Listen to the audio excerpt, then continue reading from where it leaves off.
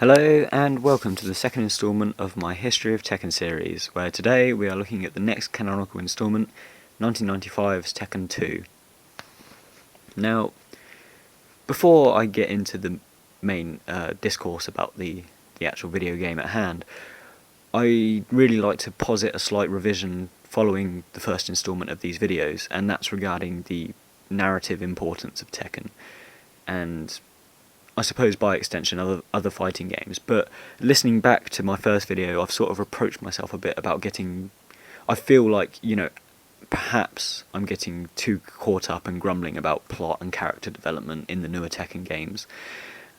And, as I outlined in the beginning of my first video, these games are, for all intents and purposes, fundamentally, they're fighting games. They're fundamentally for fun and entertainment.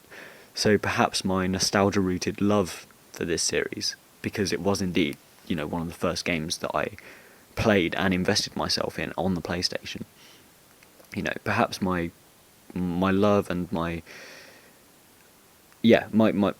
basically my nostalgia for this game has tainted my expectations and made me look too thoroughly into perhaps things that aren't there, and narrative elements that don't necessarily need the degree of scrutiny and investment that I'm kind of offering them now. So it sort of prompted this question in my mind, which I'll propose here, because I have my own opinion, but I'm also kind of opening it out, and I don't want people to think I'm being too one-sided about this, which is, does plot and does character development actually matter that much in fighting games? Because, of course, it goes without saying that the size of the character roster in fighting games, particularly newer fighting games with new technology, and particularly Tekken games, it makes plausible story arcs for each and every character. A reason for them to wind up in the same contingency, the same tournament, the same environment. It makes it extremely difficult, and this is why we have really half-baked mini feuds emerging, such as, for a contemporary example of Tekken, Yoshimitsu and Brian Fury, or Jin and Harang. So yeah, we have these really kind of half-baked plots, as I see them, emerging to help keep these characters relevant to the tournament situation and the action that's taking place in the current game. And moving on to a different medium, it's one of the reasons that movie adaptations of fighting games invariably always fail, because with a roster of 12 to 15 characters plus, each with their own respective story, and as fighting games are, usually hailing from different countries due to the globalised nature of fighting games, the internationality of it, we can hardly expect any degree of growth or resolution or character development to happen within the space of this 90-minute feature. So why am I really expecting it to happen in a series of fighting games with very little, zero to no, RPG elements or kind of animated features to kind of prompt their story? This question regarding plot relevance was also prompted by my recent playthrough of Tekken 2, in which I kind of had a bit of a nostalgia trip, and I remember playing it with my brother when we were younger. My brother as a child was instantaneously and inextricably drawn to the character of King. I don't know why. But to this day he still plays as King, and I believe it's simply because of the mask. It was just the kind of aesthetic appearance of King that attracted my brother to him. And being a very hardcore fan of Tekken, being very interested and invested in the storyline and everything to do with it, I remember trying to broach the subject with him. I remember trying to broach King's story arc with him. So by now we're in 98, and it's a totally different guy, because of course I said to my brother, King, the King who you've played as in the first two Tekken games is dead. He's actually been killed by Ogre, and it's now King the Second, or King 2, who you're actually playing as. It's kind of the story arc of this mask and this kind of personality. And my brother actually basically turned around to me and said he didn't care. He was like, the guy has the cool mask and he has the moveset, and that's all it really took him to kind of want to play as this character. So that's kind of the argument for, of course, perhaps it's all about the gameplay, it's all about the kind of just the look of the characters and the way they handle. But on the flip side of that, I'd argue that, and this is in my instance, where I chose kind of Paul Phoenix, that, of course, admittedly, we do pick our characters initially on appearances, at face value, but after that, we generally stick with them, I find. For each and every game, we will always do at least our first playthrough with our character. I believe that everyone listening to this, and everyone that's developed an interest in fighting games, and, perhaps most specifically into Tekken, has developed a certain investment in, their character. And this investment extends, in most cases, but not all, obviously taking my brother into account, and I'm sure a lot of other people that have the same kind of mindset as him. But I believe this investment extends to a certain extent to the character's well-being, to their story arc, to their narrative. We care about whether Heihachi really gets killed off. We care about whether martial law sets up his dojo and succeeds financially. And we care about whether Paul Phoenix kind of wins or, reaches a stalemate in the tournament, because obviously he needs to prove he's best.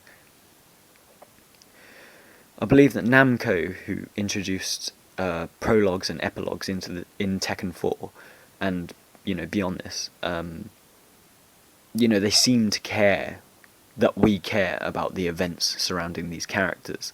So of course, it's kind of fine, and it would be fine, and I wouldn't be kind of, grumbling about this if it was a game like Tekken 2 that we're talking about today, which seriously had some well-realised themes. It had some really dark, well-realised themes in-game regarding revenge and morality. It had a very good plot, it had a very sound plot, and an excellent opening FMV sequence, which conveys, plot elements really quite well, particularly building on the foundations of Tekken 1. But I feel that, kind of Tekken 2 aside, it seems that Tekken, as it advances technologically, which it is, and graphically, which it is, the plot is derailing at an equally alarming rate. Tekken 6, the beat-em-up format that Tekken 6 has, with players running around and having mass enemies and stuff, I'm totally fine with that. I think it's a great dynamic. It kind of harkens back to Streets of Rage. It harkens back to Double Dragon on the NES in 88. And it prompts some, really good, kind of original gameplay. And I believe that Namco does, prompt innovative gameplay and different gameplay for each kind of game. However, it has some really quite ridiculous in-game dialogue, and the discourses and the narrative arcs between these characters it's absurd. It really is terrible. I don't even want to go too into detail about it. I think for anyone that's an old school Tekken fan who started from Tekken 1, perhaps Tekken 2 and beyond, even Tekken 3 and beyond, I think that's actually quite it borders on insulting to have a fan who selects their favourite avatar, their favourite player character. They're playing through a game and they're just met with absurd, pointless dialogue, to be honest. Even that 5-second introduction sequence at the beginning of Double Dragon, and I'm talking about the 1988 8-bit game Double Dragon, where the thugs walk up and sucker punch Billy Lee's girlfriend and then walk off with her. That plot, that 5-second of plot, which is all you get in Double Dragon, has more clarity and more narrative depth than half the content of Tekken 6. Anyway, I'm going to kind of stop grumbling about that. It just kind of eludes me why, the creators of, why Namco, the creators of this awesome Tekken franchise, can create something so aesthetically and graphically and gameplay-wise kind of awesome, with badass-looking characters. But the more badass and the more developed these characters become appearance-wise, the more they seem to tack on such a poverty of plot and characterization that it almost negates how awesome the game looks, because there's no point in playing it, because the story is just completely pointless. Anyway, I just sort of wanted to get that off my chest and highlight a point, which is obvious. Obviously I have no authority or claim as an authority to kind of, put this out there. It's just my opinion. And if you don't care about the story of Tekken, that's fine. Or if you indeed think, the current story arc of Tekken is actually quite good, then, good. I'm honestly glad that you find this game is in all facets, kind of awesome and perfect.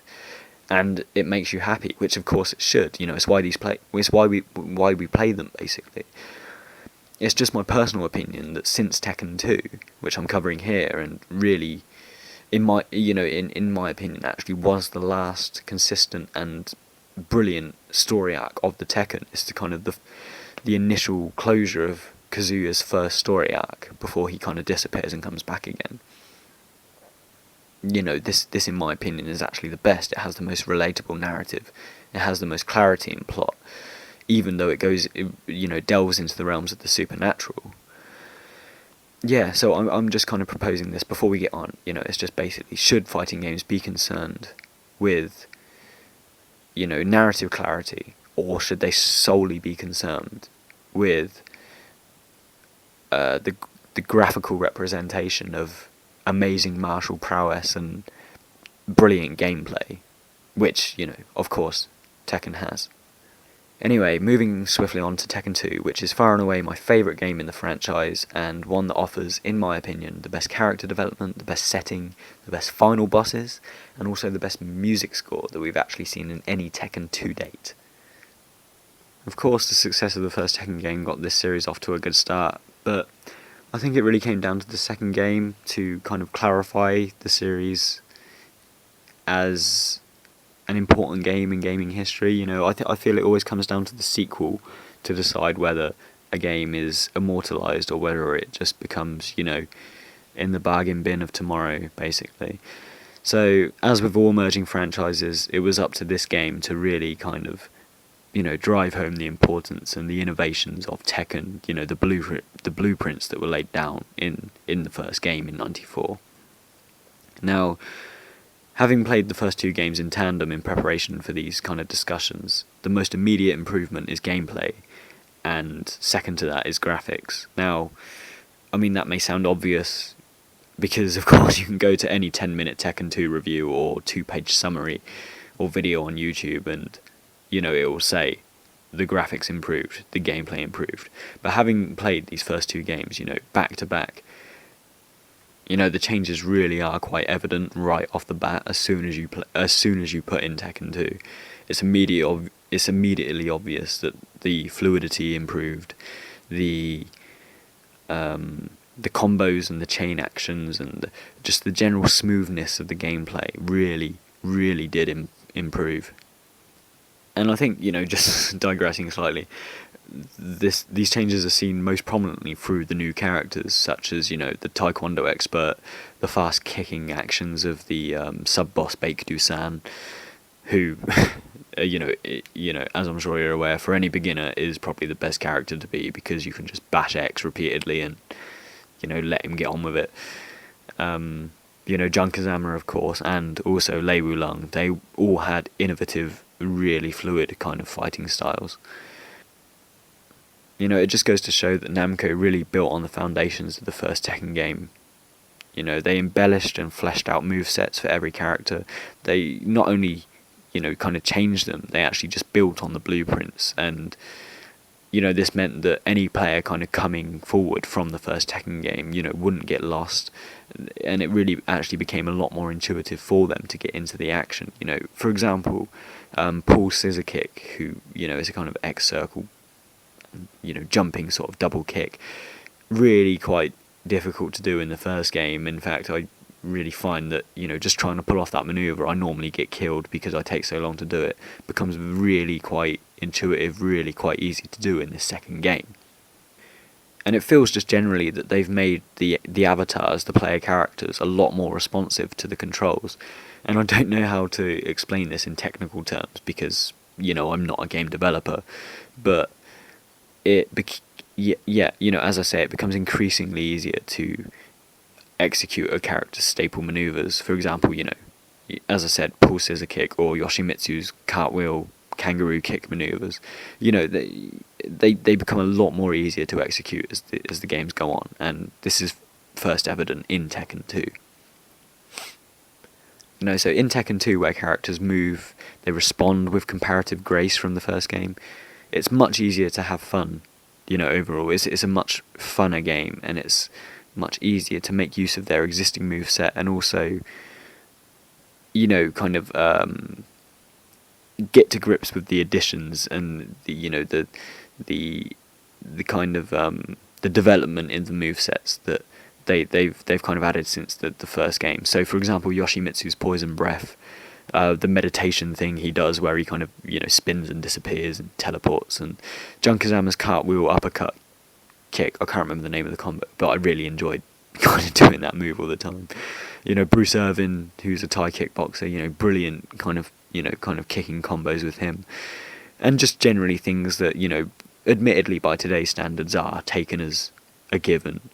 And yes, even, they may well be considered dated, but they're also things that just weren't there in the first game. They weren't there in the technology or the genre as a whole, and Tekken 2 really brought these to the fore, and it makes this game stand out, all the more because it brought these kind of brilliant kind of little tweaks to the table. For the first time in the series, we also see characters interacting directly within the 3D plane. So by that I mean the ability to, duck in and out on the Z-axis, which, this was available, admittedly, specifically to Kazuya, Heihachi, and Yoshimitsu through this weird self-damaging disappearing trick he did.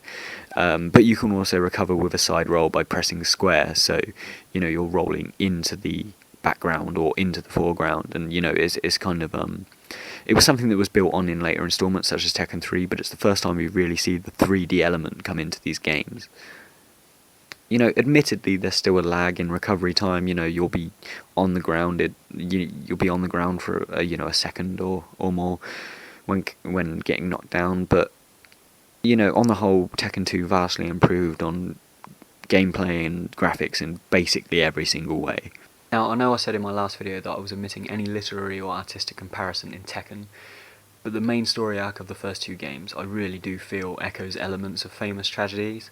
Kazuya's story arc really is, and on of itself, the revenge tale of Kazuya is, on a par with a Shakespearean tragedy, and it reminds me of two plays in particular, the first of which is the Revenger's tragedy, and the second of which is Hamlet, which is, probably a more famous play that people are aware of. Now, these two medieval plays both centre on a young man, Vindici in the former, or Vindici, I'm not sure how to pronounce the Italian, I think it's Vindici, and Hamlet in the latter, who are driven to take revenge on a powerful older man. In both of these, actually, it's for the murder of a relative, but it displaces their kind of it displaces the protagonist's sense of power, sense of and rightful place. Now, where Kazuya is not exactly avenging a relative, but rather revenging a slight upon the self, revenging what was done to him by his father.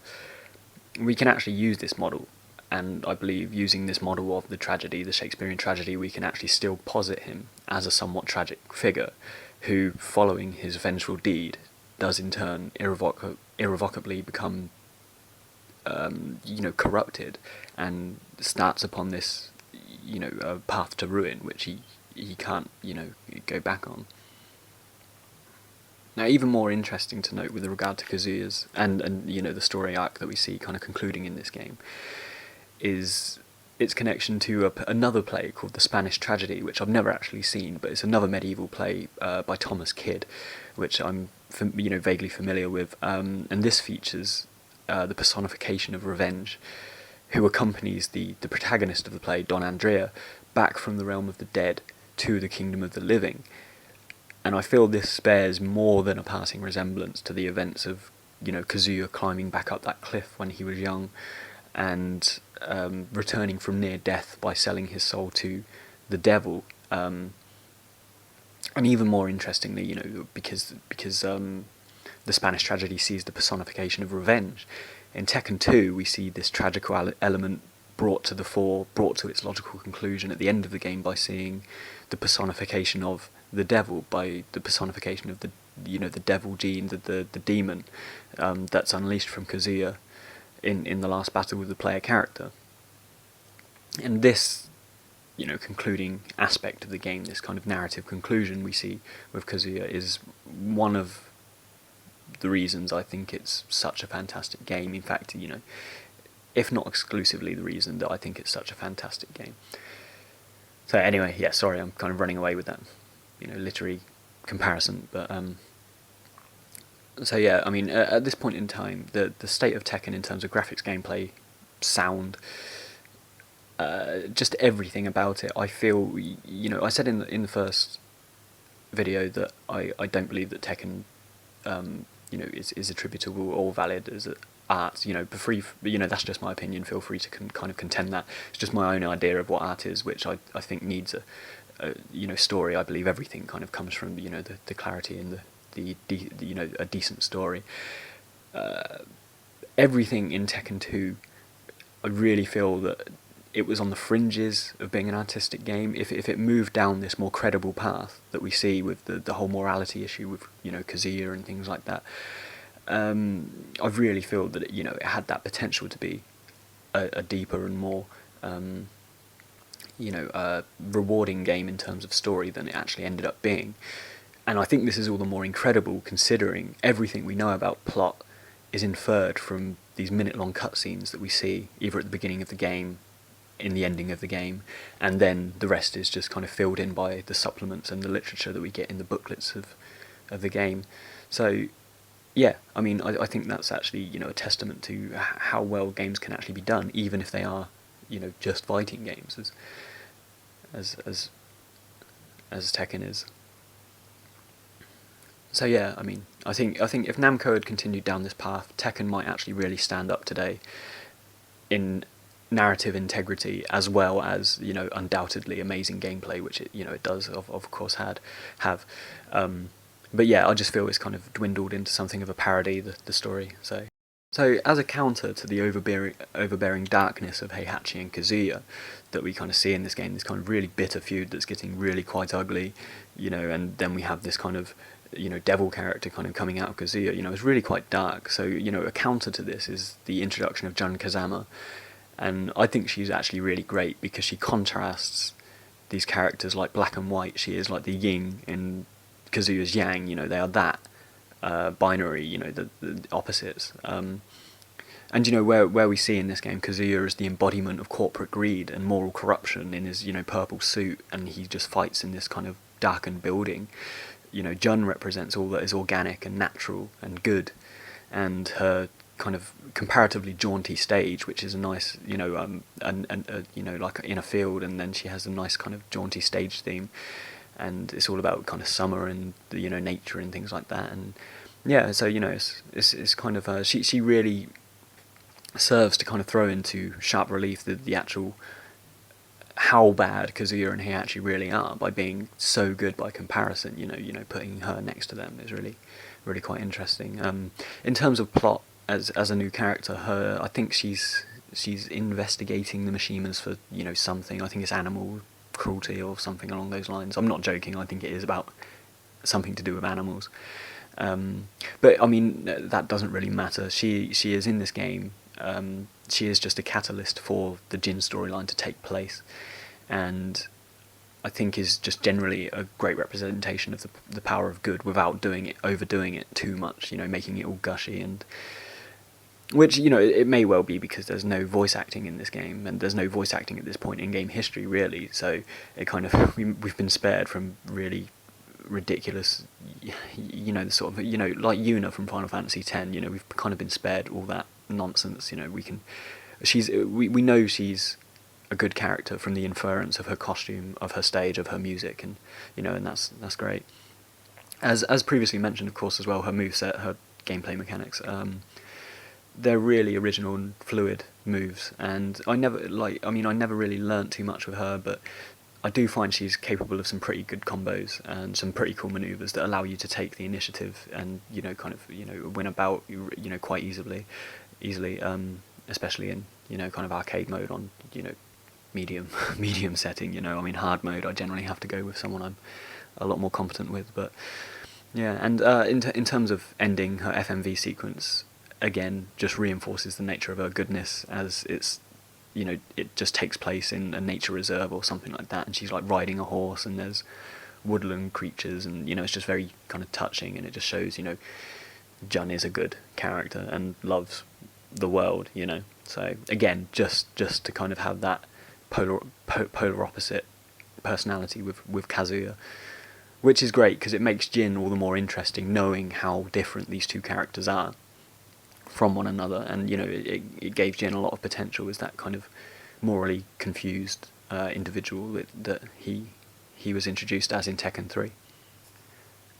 Another new character is Lei Wulong, who's a very enduring and popular character. He was introduced in Tekken 2. Lei infamously bears more than a passing resemblance to Jackie Chan in his various capacities as a cop in these old kind of Chinese movies. And also we see him, with his other costume as a student of, Kung Fu. And, his proper costume, as I call them, that you select with square or triangle, really looks actually like, in this game anyway, it really looks like Jackie Chan in this really, it's not a very good film, but it's called The Young Master. He's wearing this kind of purple outfit. Lei Wulong kind of really looks like that in this game. So, again, it's just Namco kind of giving us this intellectual nod, this kind of cultural nod, like, yes, we're aware of the heritage of fighting movies and media, and they're kind of putting characters like this into the game. Lei's story arcs are generally more consistent throughout the Tekken series because he's a police officer, and the Iron Fist tournament generally attracts hardened and morally questionable individuals such as Bruce Irvin in this game, later Brian Fury. It really helps kind of validate his appearance in each game because he's pursuing these individuals and, of course, investigating the Mishimas themselves. So there's a lot more reason for Lei to be there instead of this kind of half-baked, feuds that we get with other characters. And yeah, in terms of gameplay, Lei Wulong is, his moveset is very original in this game. In 1995 terms, actually, I think it's really quite impressive. Actually, you can get into lay down and do these spin kicks and all that sort of thing. And his moveset really does come into its own, from Tekken 3 onwards. But yeah, Tekken 2 still, he's still very competent and he's still kind of really fun to play as. The kickboxer Bruce Irvin and taekwondo expert Baekdu San, these guys are both sub-bosses, but I think they're kind of worth mentioning because, just relating back to the gameplay, they really helped kind of drive home the speed and fluidity that was kind of apparent here. Bruce, in particular, I find he's a really cool, well-balanced character, and I was kind of gutted that he wasn't in Tekken 3, because I really like playing as him, but, by Tekken 5, he was actually, like, really cool. He was, like, his Thai kickboxing kind of maneuvers were actually really quite good, and Tekken 2 serves as a really good blueprint for the brilliant character that he went on to become.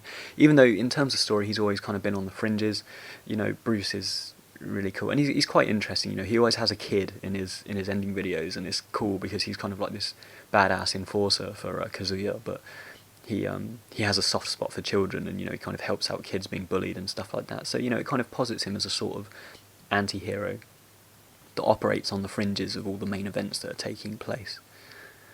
So moving on from the more realistic characters, as I call them, and for all my talk of reality and authenticity in the first video about how the Tekken series departs from this kind of existing fighting franchise unreality, Tekken 2 really does start taking some liberties, and with its previously realistic endeavours, here they've started introducing a genetically modified kangaroo and dinosaur, Roger and Alex, and of course the angel and devil character, which represents the moral struggle of Kazuya.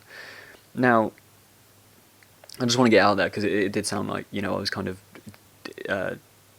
dismissing existing fighting games because of this unreality, but that's not the case at all. I'm not averse to this kind of reality bending foray into the supernatural at all. In fact, I really quite like it, and I really actually quite like how it's done in Tekken 2, because, in fact, I love it in Tekken 2, because it's been done so that it's consistent and it's relevant to the existing kind of characters and story arc, and most importantly, the characters have been executed well. You know, Roger and Alex are not talking about them so much in this, but they're more amusing, kind of. They're just amusing kind of Easter egg characters that you get by getting, you know, a great, you know, and they're kept on the fringes of the game's plot, so it's fine. You know, if they were kind of introduced as semi-legitimate characters, it would have been a bit absurd. But you know, the focal point of the supernatural in this game is really Devil, and you know, by extension, the Angel character. And these two just tie in absolutely brilliantly with Kazuya's story arc at the end of the game. In a lot of ways, I want to digress on this point actually, because in a lot of ways, the characters of Angel and Devil set a precedent for Tekken and the last boss in Tekken games that they seem unable to have lived up to since. Now, by that I mean, okay, let's take another popular example of what I mean by this. Okay, Final Fantasy VII, okay, was a landmark game for Squaresoft, and there is a popular kind of contention online, or you know, whatever. You know, it's just something people say that, you know, 8 and 9 and 10, you know, none of these games have actually lived up to the quality that and the precedent that was set by Final Fantasy VII. Now, you know, with that type of argument in mind, looking at Namco and the Tekken development team, in my opinion, they've been trying to kind of come up with a boss on a par with the Angel and Devil kind of characters, and you know, they just haven't quite hit that nail. I mean, Tekken 3, yeah, we had Ogre and then we had True Ogre, so the two last kind of bosses, and they fulfilled this kind of fantastical supernatural element, you know, because after Tekken 2, it would have been kind of hard to go back to just Heihachi as a last boss, or, you know, a kind of human as a last boss. So they put these two kind of supernatural characters in there, and don't get me wrong, I actually, you know, I really did quite like Ogre actually, and I like True Ogre as well. But it seemed, in terms of narrative, a little astray. You know, the plot was a little tangential, and it didn't have, you know, they've kind of gone a bit astray with the plot, so that the ogres weren't as necessary and as, you know, valid as final bosses as, you know, perhaps Devil was. Because of course the whole Angel Devil thing kind of ties in with the Mishima feud, which is the main, you know, the main thread that's consistent throughout all the Tekkens is this Mishima feud, and the ogres kind of just deviate from that a bit. And you know, I think kudos, you know, points for originality with the ogres design and everything, and the adoption of the fighters' movesets that they'd kind of kidnapped, or, you know, not kidnapped, but you know what I mean. You know, that was cool. I really liked that, but yeah, it just deviated from the whole Mishima plot, and it didn't make much sense really. Tekken 4, it kind of ended up with this UFC-style cage match with Heihachi, and I'll talk about Tekken 4 another time, because there's just not enough time in the day to talk about that game. Tekken 5 saw us introduced to the long-lost granddad Jinpachi, and this is where things really start getting stupid with those games. Tekken 6, I just don't even want to talk about. Azil, you know, it's just kind of getting stupid now, and nothing has really kind of hit the nail on the head as well as the Devil character at the end of the first game. The second game. Now, before I wrap this up, I'd like to talk about the music of Tekken 2. Now, and this really does deserve some attention, because it's a seriously well realised soundtrack in my opinion. I believe that it is in fact the best of any Tekken to date. I love the first three soundtracks for the first three games, and I have all three of them on my MP3 player. You know, I'll listen to them as I'm going around. But you know, this soundtrack is absolutely just in a different class. You know, I'll kind of rattle off a couple of tracks, and I really strongly suggest that they are listened to on YouTube. Ring a Bell, which is King's stage, As Bald As, which is Heihachi's stage, and The Head Shaker, which is Yoshimitsu's stage. These are fantastic. There's also Emotionless Passion and I'll Be in the Mirror, which I think it's I'll Be in the Mirror, which are the final stages, which is for Kazuya and Devil respectively, and they're brilliant end boss tracks. You know, they just have such a mood to them. Now, for all its bright, kind of motley characters and brilliant stages in Tekken 2, the music is what really grounds it in a melancholic and more kind of sincere atmosphere. You know, we really feel the plight of King. With Ring a Bell, you know, we really feel Heihachi's adherence to Japanese tradition. You know, this is Heihachi as a character. His music and his stage setting, in fact, really reflect him as a person. You know, he's of the old school, you know, and he's grounded in this kind of Japanese tradition, this Bushido tradition, I suppose, that's really kind of evident in the way this music is. And digressing slightly, this is something I've actually always liked about Heihachi. He's very distinguishable from his kin as being this steeped in Japanese tradition, and it creates a very quiet subtext in that, you know, there's the old fighting to prevail against the inevitable kind of coming of the modern and the new, which is, you know, Kazuya and later Jin. And this is something that's is never explicitly mentioned, but it's evident exclusively through the appearance of Heihachi, the music and the stage settings, and it's very well done, and it's very, very kind of interesting, and it does give his character that third dimension that's you know, perhaps lacking in some you know, of the roster and some fighting game characters. And of course, going back to the head shaker, you know, there's a certain otherness to Yoshimitsu, and this is reflected very well in his stage, which is a kind of you know, kind of clearing in a bamboo forest, and then, you know, this track, which is, you know, just kind of, you know, this very subtle kind of mood in the background is great.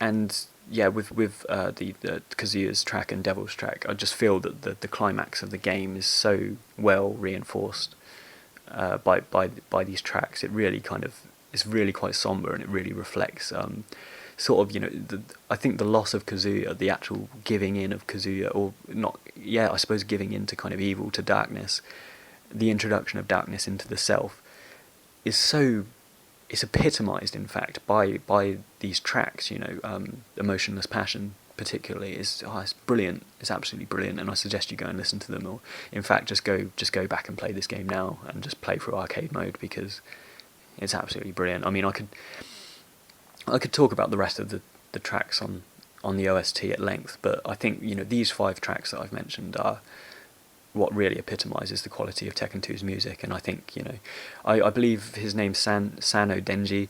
I mean, on all the compositions and stuff, it just says Namco Sound Team, but I'd done a bit of digging, and I think Sano Denji done the compositions for the first 2 games, and yeah, I mean, yeah, he has just really kind of nailed this one.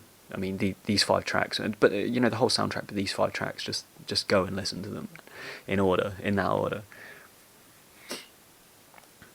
So yeah, I mean, I feel that kind of about covers it for Tekken 2. It's a fantastic game, and although, yes, you know, it is a little bit dated, it's extremely playable. It's very playable today, and I don't think anything is kind of lost on it. The only thing I'd say is don't play Tekken 6, don't play Tekken 5, and then come back to Tekken 2, because you will notice the difference. But, you know, standing alone, this game easily endures. It endures extremely well. So yeah, just go play it. Next time I'll be talking about Tekken 3, and this instalment saw, again, you know, building on the foundations of Tekken 1, now from Tekken 2, we saw even more developments in Tekken 3, and I really kind of look forward to talking about that, the Easter eggs and the additional modes that were kind of introduced, and yeah, the introduction of even more sense of humour than what we saw here with Roger and Alex. We see the Tekken team start conveying their sense of humour a bit more in Tekken 3. So, until next time.